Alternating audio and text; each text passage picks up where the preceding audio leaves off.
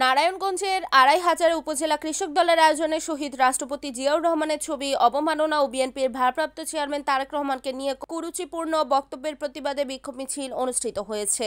শুক্রবার বিকেলে ২৫০০ উপজেলা পরিষদের সামনে থেকে বিক্ষোভ মিছিল ২৫০০ পৌরসভা বাজার প্রদক্ষিণ করে চৌরাস্তা পায়রা চত্বর গিয়ে শেষ হয়। বিক্ষোভ মিছিল পূর্বে সমাবেশে বক্তব্য রাখেন নেতৃবৃন্দরা। এ সময় ২৫০০ উপজেলা কৃষক দলের আহ্বায়ক আলমগীর হোসেন, সাবেক আহ্বায়ক শফিকুল ইসলাম, যুগ্ম আহ্বায়ক রায়হান কবির রুবেল, সদস্য সচিব সাইদুল ইসলাম, জেলা কৃষক দলের যুগ্ম আহ্বায়ক আলমামুন ভুইয়া, দুটি পৌরসভা 10টি ইউনিয়নের কৃষক দলের নেতাকর্মীরা সমর্থক উপস্থিত ছিলেন। আরে ভাই, তোমরা যে সব বলো শহীদ প্রেসিডেন্ট জিয়ার হাতে গড়া দল জাতীয় কৃষক দল, তোমরা সাধারণত আমরা ২৫০০ উপজেলা কৃষক দলের সামনে এসে পারলে দাঁড়াও। আমরা দেখি তোমার বাপের কত পাঠা ৭১-এর মুক্তিযুদ্ধের যারা বিরোধিতা করেছিল, আপনারা কথাবার্তা একদম সাবধানে বলবেন।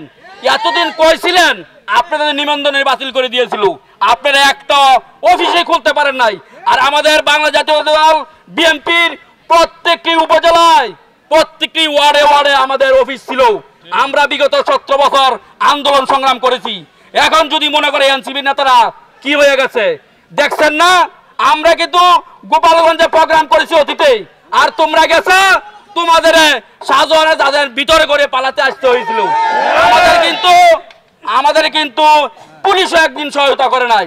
আর তোমাদের পুলিশ, সেনাবাহিনী, র্যাব সবাই নিয়ে তোমাদের শাহজাহানের ভিতরে করে তোমাদের নিয়ে আসছে। তা আমাদের ভবিষ্যতে যদি আমাদের দেশ নায়ক তারেক রহমানের বিরুদ্ধে এরকম কুরুচিপূর্ণ বক্তব্য দাও, তাহলে আমরা বাংলাদেশ জাতীয় দল বিএনপির পক্ষ থেকে আমরা এর কঠিন জবাব দিব ইনশাআল্লাহ। Report Habibullah Mir, NAN TV, ২৫০০, Narayanganj.